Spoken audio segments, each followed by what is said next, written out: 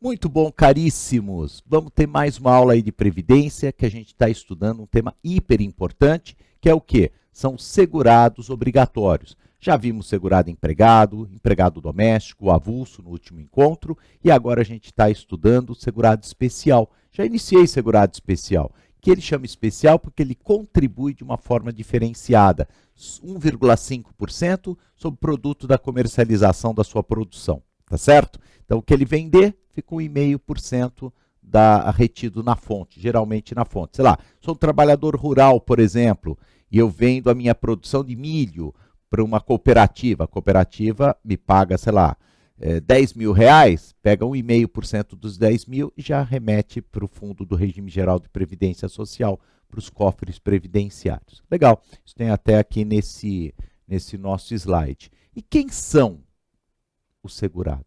Quem são os segurados especiais? Então vamos lá. Primeiro lugar, o pequeno produtor rural, proprietário de área de até 4 módulos fiscais. Pode ser o assentado, para fins de aquele assentamento de reforma agrária, meeiro. Meeiro é um contrato rural. O que significa o meeiro, né? É um contrato rural, 50% você usa a terra de um proprietário rural. Então, você cuida da terra, produz, né? 50% da produção fica para você, 50% para o proprietário da terra. O meeiro, o posseiro, que é aquele que não tem a escritura, o parceiro, a parceria é um outro contrato rural que não é 50%. Você não tem a propriedade, você usa a terra de um terceiro e fecha, sei lá, 30, 70, 40, 60, um percentual de quanto que você produzir vai ficar para o proprietário e quanto vai ficar para você. Pequeno pecuarista, usufrutuário, então são as várias possibilidades. Você vai falar, Omar, o que significa esse negócio aí de 4 módulos fiscais? É assim, é o tamanho da terra.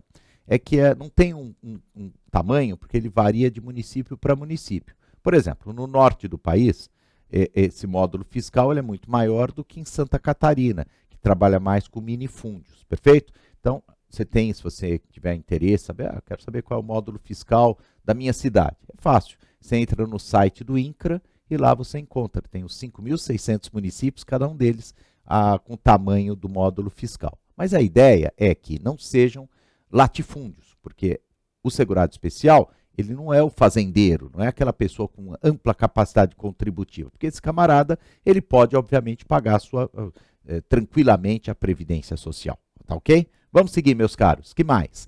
Depois também o seringueiro e o extrativista vegetal, que basicamente é um tipo de trabalhador do norte do nosso país. Quem mais? O pescador artesanal. O que é artesanal? Ou ele trabalha sem barco ou com barco de pequeno porte.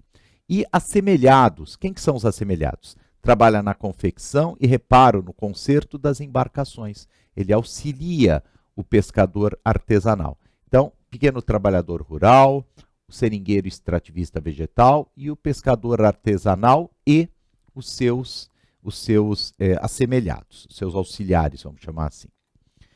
Como é que eles se caracterizam? Isso aqui é super importante, gente, porque na prática ele contribui muito pouco, né? Ele é bem subsidiado, razão pela qual tem que tomar cuidado para não pôr o fazendeiro dentro. Nada contra o fazendeiro, mas o fazendeiro é um empresário do campo. Esse pode contribuir para a Previdência e deve ser enquadrado como segurado individual, como empresário. Então, caracterizam-se como tal, como segurados especiais. O cônjuge, companheiro ou companheira, e filhos maiores de 16 anos, que trabalhem efetivamente, né? Aqui sobrou um nazinho aqui, mas basicamente trabalhem efetivamente na atividade rural ou pesqueira ou ainda extrativista. Essa é a ideia. Uma única contribuição torna segurados todos os familiares. Vamos dar um exemplo. Então, por exemplo, faz de conta que eu sou um trabalhador rural. Então, eu e minha esposa trabalhamos na roça e temos 2 filhos. Um filho tem 18 anos, que me ajuda lá na roça, e um filho tem 14 anos. Então, na verdade, como que funciona? Vamos ter 3 segurados especiais se todos trabalharem efetivamente na atividade rural. Então, como vai ser? Eu, minha esposa e o meu filho, que poderão receber os benefícios da Previdência. Sei lá, se eu ficar doente, minha esposa ficar doente, meu filho de 18 anos ficar doente, vai receber auxílio-doença. Aí o filho de 14, Marco, qual a situação dele? ele, como ele tem menos de 16, ele é considerado meu dependente. Então, ele, em tese, só pode receber o benefício que os dependentes recebem, que é a pensão por morte e o auxílio reclusão, se acontecer, claro, de eu falecer ou ser preso. Tá ok? Então, esses são os segurados especiais. Alguns requisitos, tem que ter requisito, porque é subsidiado, é o nosso dinheiro, então, para garantir que só quem precisa mesmo possa recebê-lo. Tem que trabalhar em regime de economia familiar. Isso é super importante, você vai guardar. Regime de economia familiar. O que é isso?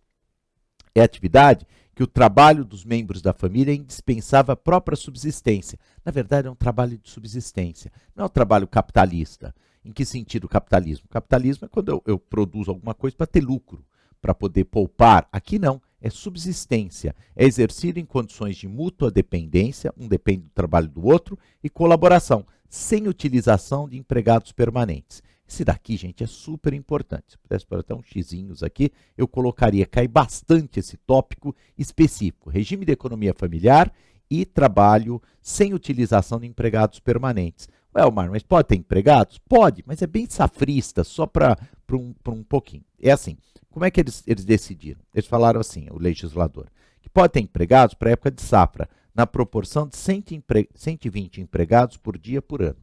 Para o quê? 120 empregados, o cara é rico, calma lá. 120 empregados, barra dia, barra ano. O que quer dizer isso, gente? É assim, ele pode ter um empregado por 120 dias. Ou 2 empregados por 60 dias. Ou 3 empregados por 40 dias. Acabou. Isso daqui é uma possibilidade para ele, na prática, ele vai ter um empregado por até 120 ou 2 empregados no máximo por 60 dias, né? Porque, então, é pouquinho. É só safrista mesmo. Mas como tem safras, tem culturas que a safra é às vezes de um mês, tem cultura que a safra é maior ou menor, não dá para você fechar uma regra geral, eles fizeram dessa forma, possibilitando uma certa flexibilização do número de empregados, dependendo de quantos dias você vai utilizá-lo por ano, tá bom? E 120 dias, normalmente, é o prazo, é a safra. As safras, normalmente, o período de safra é de 120 dias, né, é considerado. Então, palavrinha 120, o número 120 é o número cabalístico do segurado especial, como a gente vai analisar. Não podem ter outra renda, porque a ideia é que realmente não sejam pessoas com capacidade contributiva alta. Podem receber, eventualmente, sem perder sua condição de segurado especial.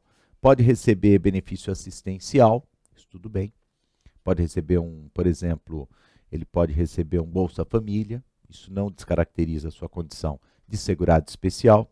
Pode ser vereador. Ah, é estranho, Omar. Claro, todo mundo tem o direito de ser uma liderança, então ele poderia ser vereador. Normalmente, o vereador é empregado, segurado empregado. Mas nessa hipótese, ele vai ser segurado empregado por um tempo e quando voltar, não perde sua qualidade de segurado especial. Pode ser dirigente de cooperativa ou sindicato, eventualmente até tendo algum tipo de remuneração, não tem problema, isso está autorizado, porque senão eu falaria, não, segurado especial não pode ser um diretor de sindicato, não pode, eu estaria limitando até a possibilidade de crescimento dessa pessoa. Posso utilizar o imóvel rural, para turismo por até 120 dias por ano. Voltou 120. Já falei para vocês, né? Esse 120 aqui, ele é forte. Por que isso, gente? Porque é entre safra. É um momento que você não tem, não é a época da colheita, não é a época da plantação, você fica lá 120 dias sem fazer nada. Então, para evitar isso, que a pessoa, se fizesse alguma atividade, perdesse sua condição de segurado especial, que permite, por exemplo, imóvel para turismo, ecoturismo, qualquer situação como essa, turismo rural, por até 120 dias, porque é a ideia, mais ou menos, do tempo da entre-safra. Trabalhar na entre-safra ou no defeso, por até 120 dias. Mesma coisa, entre-safra porque ele não está colhendo nem plantando. Defeso, vocês colegas sabem, defeso é aquele período em que você, por uma questão ambiental de reprodução dos peixes, não pode pescar. Então a pessoa fica lá sem pescar. Então, quando a gente fala trabalhar, é trabalhar fora. Por exemplo, nesse período, ele é um pescador artesanal. Ele vai trabalhar na cidade, ele vai trabalhar num bar, num comércio, como segurança. Então, ele pode ter uma atividade que, em tese, seria de empregado, mas sem descaracterizar a sua condição de segurado especial. Quando ele voltar, ele é segurado especial. Pode receber auxílio acidente, pensão por morte ou auxílio reclusão no valor de um salário mínimo. Então, essa é ele pode receber qualquer desses benefícios, só esses benefícios, no valor de um salário mínimo. Mas se for mais, Mário, descaracteriza, porque em tese ele poderia ter condições financeiras para pagar a previdência como segurado individual ou outra modalidade. Ainda outras características. Ele pode outorgar até 50% do seu imóvel. Então, ele pode outorgar até 50% do seu imóvel para fins de parceria ou comodato. Então, ele pode outorgar até 50% do seu imóvel para fins de parceria ou comodato. Olha que interessante. Isso aí não descaracteriza. Às vezes é uma forma até dele receber algum tipo de benefício, inclusive financeiro. Então, isso é admissível. Se ele for proprietário rural, ele poderá fazê-lo. Ele pode até, gente, olha que interessante, ser sócio de empresa. Falar, não é possível, Omar? Pode. Ele pode ser sócio de microempresa agrícola, agroindustrial ou do ramo do agroturismo, desde que mantido o exercício de atividade rural em regime de economia familiar, com sócios segurados especiais e com sede no mesmo município ou município vizinho. A ideia é que ele possa ter uma PJ, porque isso às vezes é importante, vou te explicar por quê. Tem muitos programas do governo federal em que você vai servir, você pode vender a sua produção ou para merenda escolar, ou às vezes até governos estaduais, aqui em São Paulo tem, segurado especial, que vende a sua produção para presídios. Então você precisa ter nota fiscal. Você precisa, às vezes, de uma formalização jurídica, às vezes até para fins tributários, de outros tributos. Então, por isso que você pode criar uma microempresa, normalmente vinculada ao Simples Nacional, uma microempresa que atue especificamente nesse campo, ok? Bom, agora a gente vai começar, e vai continuar esse tema no próximo bloco, a última espécie, a última modalidade de segurado obrigatório. A gente vai ter o facultativo. É o segurado individual. Segurado individual. Quem que é o segurado individual? É fácil. Ele é segurado obrigatório e não se enquadra nas demais categorias. É o que a gente chama de classificação residual. Quem que é o individual, Omar? É aquele que não é servidor, claro que senão é regime próprio, né? Mas aquele trabalhador, basicamente, principalmente a iniciativa privada, que não se enquadra como segurado empregado, nem como segurado avulso, nem como segurado empregado doméstico, nem como segurado especial. Se ele não for nenhum desses, por exclusão, ele é segurado individual. Por isso que vai ter assim inúmeros exemplos. Vou citando aqui alguns exemplos. O autônomo, então um taxista, um Uber, trabalha com aplicativo, um feirante, um profissional liberal, um advogado, um médico, um dentista, um ambulante que vende nas ruas. O trabalhador eventual. O que é o trabalhador eventual? É um autônomo sem habitualidade. Então, por exemplo, o encanador eletricista não vai todo dia na sua casa, na empresa, mas ele eventualmente vai na sua casa, na sua empresa. Eventual. O religioso, um padre, um pastor, um rabino. Cooperado de cooperativas de trabalho ou produção, que é uma figura também relevante, importante. O garimpeiro já foi até segurado especial, o garimpeiro, mas há muitos anos passou a individual. Sócio gerente ou sócio cotista de uma empresa que receba prolabório. Mais importante, assim, se ele só tiver lucro, só tiver a retirada dos lucros e dividendos, não é tecnicamente considerado segurado, obrigatório. Ele tem que ter prolabore, seja sócio gerente ou não.